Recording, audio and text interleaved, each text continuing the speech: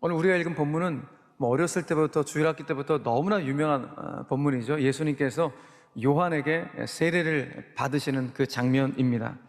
그런데 예수님께서 요한에게 세례를 받으시는 이 장면을 볼 때마다 우린 질문하게 되죠. 어떤 질문을 여러분 하십니까? 질문해야 정상입니다. 어떤 질문을 해야 되죠?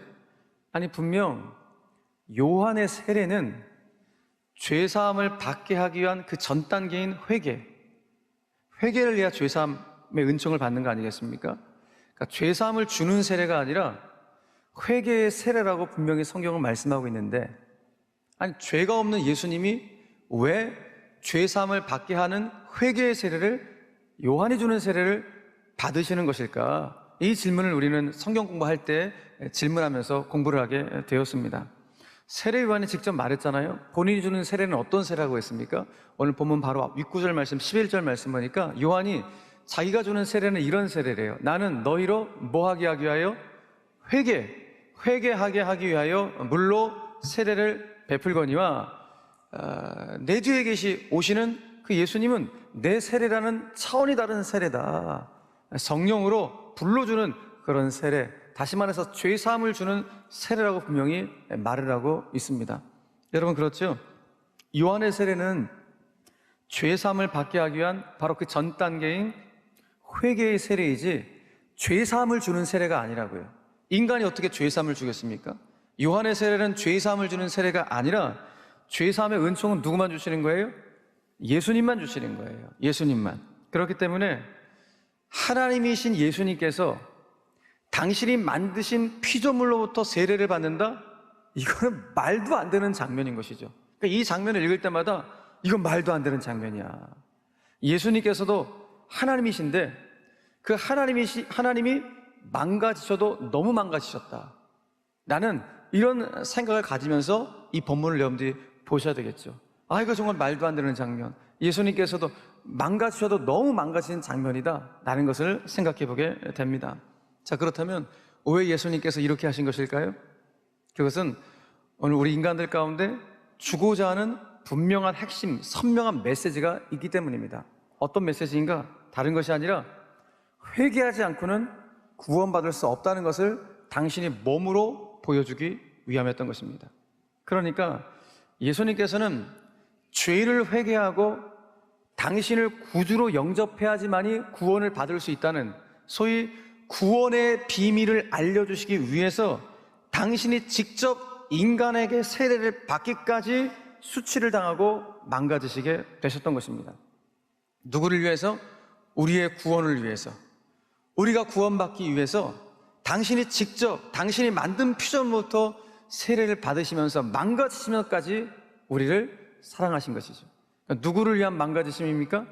바로 저와 여러분들을 위한 망가지심입니다. 우리를 구원하시기 위해서 나를 끔찍이도 사랑하셔서 나에게 아낌없이 당신이 망가지시기까지 나를 위해서 구원을 베풀어 주시려고 이와 같이 말도 안 되는 장면을 우리에게 보여주고 계시는 것입니다. 이게 좀 크게 와닿지 않으시죠? 아직까지도. 예. 예수님이 나를 위해서 세례를 받으셨다는 사실이 여러분 크게 와닿지 않으시죠? 예. 나를 위해 망가셨다는 게 크게 와닿으십니까? 좀 비유를 하자면 요거는 좀 여러분들이 좀 와닿으실 것 같아요. 그러면 우리 부모님께서 마치 자식을 위해서라면 허리가 구부러지고 손발이 부릅뜨고 몸이 망가져도 전혀 개의치 않으시는 그 부모님과 같은 모습을 여러분들이 생각하시면 됩니다. 나를 사랑하셔서 나에게 뭔가를 해주시기 위해서라면 내 어머니는 당신의 몸이 망가지는 것을 전혀 개의치 않고 나를 사랑하셨던 것처럼 그 부모님을 생각하면 예수님의 망가지심이 조금은 여러분들이 좀 이해가 되실 것 같습니다. 많이 아시는 내용이지만 제가 옛날에 한번 해드렸던 이 이야기를 다시 한번 좀 해드리겠습니다. 정호승 시인의 내 인생의 힘이 되어준 한마디라는 책에 나오는 글귀입니다. 이런 내용인데요. 홀 어머니를 모시고 살아가는 한 청년이 있었습니다. 이 청년이 교통사고를 당합니다. 교통사고를 당해 두 눈이 완전히 잃어버리는, 두 눈을 사고를 당해서 두 눈을 잃게 되었습니다. 아들의 두 눈을 잃은 사고를 당한 그 아들을 보면서 어머니가 얼마나 안타까우셨을까요? 어머니가 옆에서 정성스럽게 간호하고 또 위로하고 아들이 다시 일어설 수 있도록 용기를 이제 불어넣어줍니다. 그럼에도 불구하고 젊은 아들 입장에서는 아무것도 보이지 않기 때문에, 두 눈을 잃었기 때문에 깊은 상실감에 빠질 수밖에 없었습니다. 그러던 어느 날 눈을 기증하겠다는 사람이 나타나게 된 것입니다. 한쪽 눈을 기증받을 수 있는 기회가 열리게 됐다는 소식이 들려오게 된 것입니다. 얼마나 기쁩니까? 엄마가 너무 기쁜 거예요. 그런데 아들은 전혀 기뻐하지 않는 거예요. 왜? 이왕이면 두 눈을 다 기증받아야 되는데 한 눈만 기증받는다 그래갖고 마음이 썩 이렇게 내키지가 않은 상태였어요. 어머니가 옆에 있다가 아들아 야 그래도 한 눈이 어디냐, 너 한 눈이라도 기증받아라 하면서 어머니가 간곡하게 요청을 합니다. 할 수가 없어서 어머니의 간곡한 요청에 할 수가 없어 하고 수술을 받게 됩니다. 한쪽 눈 수술을 받고 눈에서 붕대를 풀고 나서 붕대를 풀자마자 이 청년이 왈칵 눈물을 쏟아냅니다. 왜냐하면 내 앞에 있는 어머니의 한쪽 눈이 없었기 때문입니다. 어머니가 한쪽 눈을 아들에게 준 것입니다. 그러면서 아들에게 이렇게 말을 합니다. 아들아, 실은 내가 너에게 두 눈을 다 주고 싶었단다. 두 눈을 다 주고 싶었는데 네가 앞으로 앞 못 보는 어미를 돌아봐야 할 것을 생각하니까 내가 그럴 수가 없었단다 라는 이야기입니다. 여러분, 그렇죠. 우리 어머니는 내 새끼를 위해서라면, 내 자식을 위해서라면 자신의 몸이 망가지는 것을 무서워하지 않습니다. 자식을 위해서라면 자신의 모든 것을 다 주어도 아까워하지 않습니다. 그게 어머니고 그게 아버지죠. 이처럼 부모의 사랑을 생각하면 예수님의 망가지심이 조금 이제 이해가 될 듯합니다. 예수님 역시 죄의 수렁에서 허우적거리던 바로 우리를 건지시기 위해서 그 십자가의 수치와 모욕을 당하셨던 것입니다. 도리어 하나님이신 당신이 이렇게까지 망가지시기까지 당신의 모든 것을 우리에게 한 방울도 남김없이, 아낌없이 다 쏟아 부어주셨습니다. 다 쏟아 부어주시면서 아까워하지 않으십니다. 당신의 몸이 망가지신 것을 무서워하지 않으셨습니다. 여러분, 이제 우리가 해야 될 일은 무엇일까요? 중요한 것은 이제 그 아낌없는 십자가의 사랑을 통해 구원받은 나 역시, 우리 역시 한 영혼을 구원하는 일이라면 아낌없이 헌신할 수 있어야 합니다. 내가 십자가의 그 아낌없는 엄청난 사랑을 받아 내가 구원을 받았다면 구원받은 것을 입을 닦는 것이 아니라 나도 또 다른 영혼을 구원하는 일에 아낌없이 헌신할 수 있어야 된다. 심지어 영혼 구원을 위해서라면 내가 욕을 먹어도 예수님처럼 수치와 모욕을 받는 것까지 각오할 수 있어야 합니다.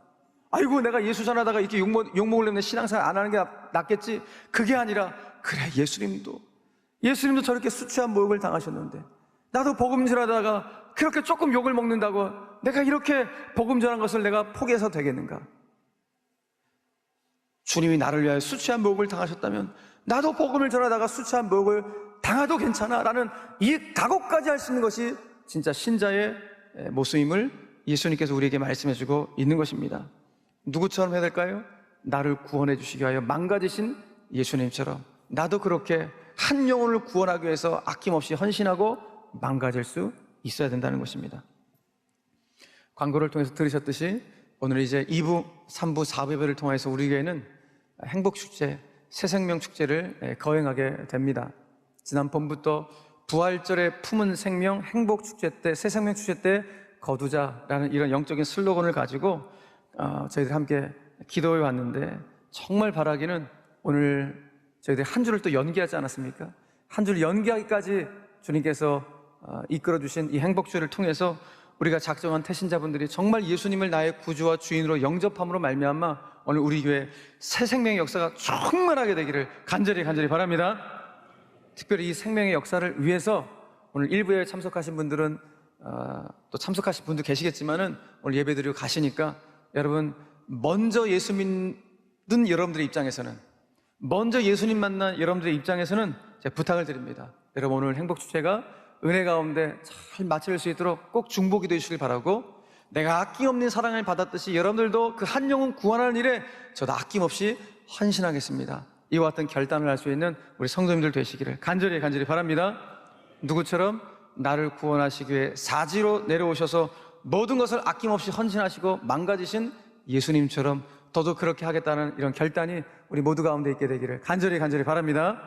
그래서 오늘 첫 번째로 여러분들이 기도할 제목이 무엇인가? 첫 번째 기도의 제목은 나의 구원을 위해 수치를 받으시고 망가지신 예수님처럼, 주님, 저 역시도 영혼권을 위해서라면 수치와 모욕받는 것까지도 각오하겠습니다. 그리고 그 다음 각오하게 하시고, 그 다음에 아낌없이 제가 헌신하겠습니다. 이와 같은 고백이 저 여러분들 가운데 있게 되기를 간절히 바랍니다. 여러분, 이 기도의 제목 너무 수준 높은 기도의 제목 아니에요? 정말 차원이 다른 기도의 제목 아니에요? 내가 예수님 전하다가 수치와 모욕을 받는 것까지도 감수하겠다고, 아낌없이 헌신하겠다고 하는 기도의 제목이니 완전 차원이 다른 기도의 제목이 아닐 수가 없습니다. 여러분들이 오늘 이 수준 높은 기도의 제목이 삶에 잘 적용이 되어서 한 영혼을 주님께로 인도하는 복음의 통로로, 진리의 도구로 우리 모든 성도님들이 여러분들의 남은 생애 동안 멋지게 쓰임받을 수 있게 되기를 간절히 축원합니다. 이 수준 높은 기도의 제목이 삶 가운데 꼭 적용되셔야 합니다. 자, 한 걸음 더 나아갑시다. 자, 오늘 수많은 인파가 본문에 보니까 요단강으로 몰려왔습니다. 요단강을 몰려와서 요한에게 세례를 받으려고 굉장히 구름 인파들이 몰려오게 되었습니다. 바로 그 인파 중에 예수님도 계심을 우리에게 보여주고 있는 것이죠. 자, 그런데 오늘 예수님도 많은 인파가 세례를 받는 장소가 어딘가라는 것입니다. 그 장소가 어디죠? 요단강이라는 장소에서 오늘 세례를 받고 있습니다. 자, 이스라엘 역사에 있어서 요단강 하면은 떠오르는 역사적인 장면들이 있습니다. 우리도 어느 정도 알고 있는, 성경을 통해서 알고 있는 역사적인 장면들이 있죠. 가장 먼저 떠오르는, 요단강 하면 떠오르는 장면이 뭐예요? 출애굽한 애굽을 떠나온 이스라엘 백성들이 드디어 40년 광야 생활을 다 마무리하고 약속의 땅으로 들어가는데 뭐가 앞에 딱 흐르고 있는 거예요? 요단강이 흐르는 거예요. 요단강이 이 물살이 보통 물살이 아니에요. 여기를 건너야 가나안 땅 들어가는 거예요. 이제 옛 과거의 삶은 뒤로 정리하고 새로운 삶, 새로운 미래를 향해서 요단강을 건너가는 바로 그 장면, 약속의 땅으로 들어가는 바로 그 장면이 가장 먼저 떠오르게 되죠. 그래서 그게 이제 여호수아서 3장이 있는데, 그때 요단강을 건널 때 여호수아를 중심으로 해서 건너잖아요.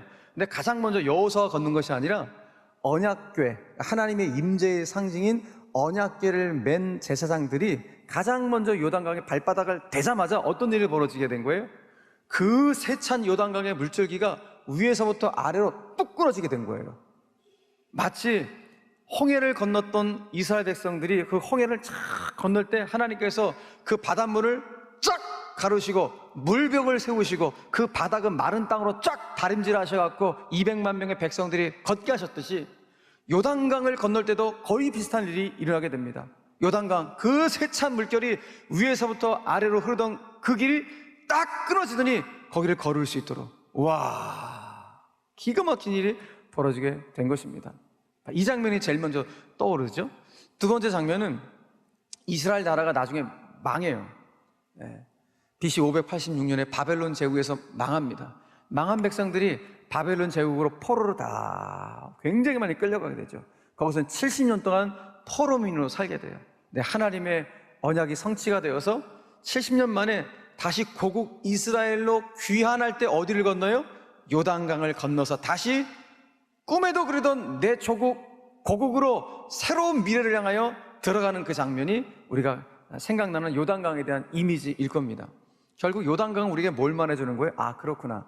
요단강은 새로운 삶과 미래가 시작되어지는 새 출발점, 그것이 바로 요단강이 우리에게 주는 의미임을 우리 알게 되는 것입니다. 자, 그렇다면 바로 그 장소죠. 새로운 삶과 새로운 미래가 시작되어진 바로 그 요단강에서 누가 세례를 받고 계시는 거예요? 예수님께서 세례를 받고 계시는 거예요. 자, 이것이 우리에게 말하는 것이 무엇이겠습니까? 아, 그렇구나. 새 시대의 역사, 인류 역사의 새 시대는 예수님께서 요단강에 들어오심으로 인류 역사의 새 시대가 열려지게 되었다는 거예요. 새로운 시대, 새로운 미래가 누가 요단강에 들어오심으로? 예수님께서 요단강에 들어오심으로 인류 역사의 완전한 새 시대가 시작이 되었다는 것입니다. 그러니까 예수님께서 죄인들이 바글바글 거리는 그 죄의 흙탕물 속으로 들어오심으로 새로운 역사가 시작이 되었다는 것입니다. 놀라운 사실이에요. 그래서 인류 역사의 기준은 예수님이 기준이에요. 예수님이 오시기 전인 Before Christ, BC로, 예수님이 오신 이후인 아노 도미니, 주후 AD로 나누게 되는 거예요. 예수님이 요단강에 그 죄인들이 바글바글거리는 죄의 흙탕물 속으로 들어오는 그 순간부터 인류 역사가 BC와 AD로 나눌 정도로 새로운 역사, 새로운 미래가 누구를 통하여 출발한다? 예수님을 통하여 출발한다는 것을 이 요단강에서 세례받는 장면을 통해 우리가 보여주고 있는 것입니다. 여러분, 이런 맥락에서 봤을 때 오늘 예수님께서 그 더러운 죄의 흙탕물 속으로 들어오신 이유가 무엇이라는 것입니까?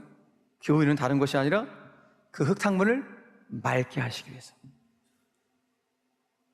그 더러운 죄의 흙탕물 속에 허우적거리는 바로 우리 인간들을 구원해내기 위해서 주님이 직접 그 사지인 죄의 흙탕물 속으로 들어오셨음을 우리에게 보여주고 있는 것입니다. 그렇기 때문에 저 여러분들이 거기서 건진받은 자들 아니에요?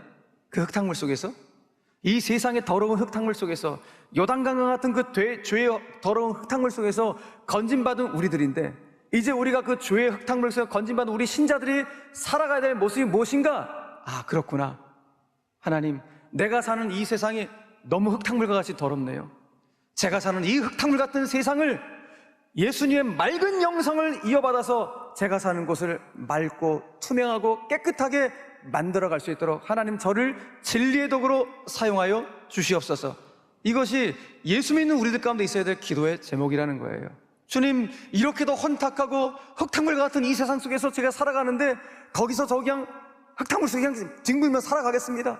그냥 죄에 뒹굴며 살아가겠습니다. 이 모습이 아니라 죄가 가득하고 죄의 흙탕물이 가득한 이 세상 속에 내가 비록 살아가지만 하나님, 예수 믿는 바로 나를 통하여서 그 흙탕물을 깨끗하게, 빛의 자인 나를 통하여 어둠을 꿰뚫을 수 있는 그와 같은 사명의식을 가지고 살아갈 수 있도록 나를 붙잡아달라는 이런 기도의 제목이 예수 믿는 우리들 가운데 있어야 된다는 것입니다. 다시요, 흙탕물 같은 이 세상을 깨끗하게 하고 맑게 하려는 신앙의식을 가지고 저 여러분들이 살아가셔야 됩니다. 이것이 그리스도인의 모습이에요. 그런데 저는 너무 감사한 게 지난 주일 12.7 한국교회 연합예배를 통해서 이 땅을, 흙탕물 같은 이 땅을 맑고 깨끗하게 하려는 그 모습을 우리 한국교회 성도님을 통하여 볼 수가 있었습니다. 110만 명이라는 역대급 인원들이 많이 모였다는 그 인원이 동원되었다는 게 제가 감동받은 것이 아니라, 진짜 감동은 뭐였냐면은 그 자리에 모인 성도님들께서 질서를 정말 너무 잘 지키시는 거예요. 110만 명이 여러분 질서를 지킨다는 건 너무 어려운 일이에요. 솔직히 그런 광장에 함께 모여서 예배를 드린다는 것이 교회가 모인 것이죠. 한국교회 성도들이 모인 것이죠. 솔직히 어색했습니다. 저도 너무 어색했어요. 왜? 저도 처음 나가봤어요. 그런 곳에. 저도 처음 광장이라는 곳에 나가봤기 때문에 너무 어색했어요. 그러나 옹졸한 누군가가 비판하고 우려했던 것처럼 참여한 성도들에게서 혐오의 모습은 전혀 찾아볼 수가 없었고, 그저 딱 하나, 하나님의 창조 질서를 지키겠다는 진리 사수에 대한 간절함과 내 조국 대한민국이 저 유럽과 북미처럼 되지 않기를 소망하는 애끓는 부르짖음, 그 간절함과 애끓는 부르짖음 외에는 다른 것이 아무것도 없었던 정말 아름다운 집회였습니다. 저 북미, 저 유럽은 동성애가 통하여서 가정이 무너지고 정말 교회가 쇠락하는 거, 이건 두 눈으로 보고 있는데 우리나라만큼은 가정 지켜야 되고 교회가 쇠락하는 건 막아야 된다는 그 간절함을 주 앞에 올려드리는 그런 시간이었던 것입니다. 정리하자면 정말 제가 느꼈던 것은 이 흙탕물 같은 세상을 깨끗하고 맑게 하고자 하는 우리 성도들의 간절한 마음이 하나님 앞에 올려진 집중적인 2시간의 시간이었습니다. 여러분, 바로 이것입니다. 여러분들 죄의 흙탕물 속에 건진받으신 정말 예수님의 제자, 하나님의 사람, 하나님의 자녀 맞으십니까? 하나님 자녀 아니에요? 하나님의 자녀 맞으세요? 이제 내가 죄의 흙탕물 속에서 건진받은 하나님의 자녀라면 내가 사는 곳을, 이 흙탕물 같은 곳을 정말 깨끗하고 맑게 내가 정화시키는 역할을 하나님 하겠습니다. 미력하지만 제가 사는 삶의 자리에서부터 새 시대, 새 미래가 시작될 수 있도록 하나님 저를 진리의 도구로 사용하여 달라는 이와 같은 강력한 기도의 제목, 수준 높은 기도의 제목이 우리 삶 가운데 있어야 되는 것입니다. 여러분 잊지 마십시오. 새로운 삶, 새로운 시대, 그거 거창한 거 아니에요. 그거 거창한 거 아니라 그것은 예수님의 제자인 바로 저와 여러분들이 예수님께서 갖고 계신 그 맑고 투명한 영성을 우리가 계승받아, 이어받아 우리 삶의 곳곳에서 나부터 먼저 깨끗하고 맑은 삶을 살아가게 될 때 새로운 시대는 조금씩 열려지게 될 줄로 믿으시길 바랍니다. 이것이 오늘 본문이 우리에게 주는 주님의 음성입니다. 그래서 오늘 두 번째로 여러분들이 기도할 차원이 다른 수준 높은 기도가 뭔가 같이 한번 읽어보겠습니다. 시작. 예수님의 제자인 내가 예수님의 맑고 투명한 영성을 이어받아 흙탕물 같은 세상을 맑게 한 일에 쓰임받게 하옵소서. 아멘. 여러분 이 수준 높은 기도가 여러분 삶에 그대로 적용되기를 간절히 바랍니다. 말씀 뵙겠습니다. 교회의 주인은 흙탕물 같은 그 더러운 죄의 흙탕물 속으로 직접 들어오셔서 우리를 건져주시고 구원하신 예수님, 그분이 이 교회의 주인, 한국교회의 주인, 온세계 교회의 주인이십니다. 그러므로 교회의 모든 초점은 예수님께 고정되어 있어야 합니다. 그 말은 도대체 예수님께서 기뻐하시는 게 뭘까에 늘 우리의 포커스가 맞춰져 있어야 됩니다. 내 개인의 삶만 봐도, 우리 가정만 봐도 하나님 우리 가정 가운데, 내 인생 가운데 하나님이 정말 기뻐하신 게 뭐예요? 라고 물을 수 있어야 되고, 교회 신앙생활 하면서 하나님 우리 수원제일교회 하나님이 정말 기뻐하신 게 뭐예요? 우리는 정말 하나님이 기뻐하신 일을 하는 교회가 되길 원합니다. 이 고백이 있어야 돼요. 그래서 성경이 그걸 말씀해줘요. 예수님께서 가장 기뻐하신 게 뭐냐? 잃어버린 영혼들이 주님께로 돌아오는 거예요. 누가복음 15장에 주님 말씀하십니다. 그 잃어버린 한 마리의 양을 찾기 위해서 주님의 고백, 내가 그 양을 찾아 내게까지 찾아다니지 아니하겠느냐? 이것이 주님의 마음이래요. 찾아내기까지 내가 찾아다니지 않겠느냐? 여러분, 그러므로 그 잃어버린 양들이 흙탕물 속에서 허우적거린다면 그 흙탕물 속에 허우적거리는 바로 그 영혼들을 그 흙탕물 속에서 우리가 들어가서 예수님께로 소개해 줄 수 있는 것, 바로 이것이 주님이 가장 기뻐하시는 이름을 말씀해주고 있는 것입니다. 그러므로 오늘 이 자리에 일부 예배에 참석한 분들은 행복주에 참석하지 않고 혹시 태신자를 작정한 분들이 아마 그렇게 많지 않으신 것 같아요. 일부분. 그렇다면 적어도 여러분들 오늘 차마의 마음을 소유하고 계셔야 돼요.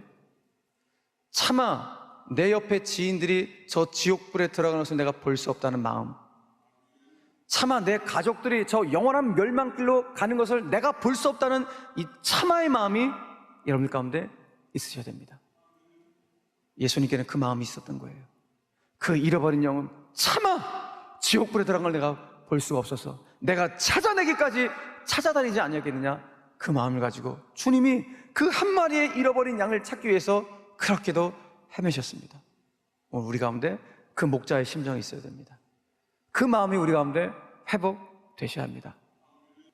여러분 신앙생활 여정 걸어오시면서 몇 명을 주님 품으로 인도를 하셨습니까? 여러분들 예수님 만난 거 너무너무 귀한 일이고, 내가 천국 가서 예수님 만나는 거 영광스러운 일이 영생의 내 삶 가운데 펼쳐진 거 얼마나 감사한 일이에요. 그런데 나를 통하여 예수를 믿게 된 사람이 과연 몇 명이냐고요. 내 입술을 통하여, 내 삶을 통하여 예수 믿게 된 사람이 과연 몇 명일까? 오늘 행복주를 앞두고 저와 여러분들이, 하나님, 저도 제 주변의 영혼들 차마 지옥불 가는 거 볼 수 없습니다. 제 가족 중에, 제 이웃 중에 반드시 내년에는 반드시 제가 작정해서 그 영혼을 가슴에 품고 1년 동안 기도하여 그 영혼 반드시 주님 품으로 인도할 수 있는 정말 생명의 통로로, 복음의 통로로, 진리의 도구로 저를 사용해 달라는 이런 간절한 고백이 우리 일부 예배에 참석한 모든 성도들 가운데 있게 되기를 주 예수 그리스도의 이름으로 간절히 축원합니다.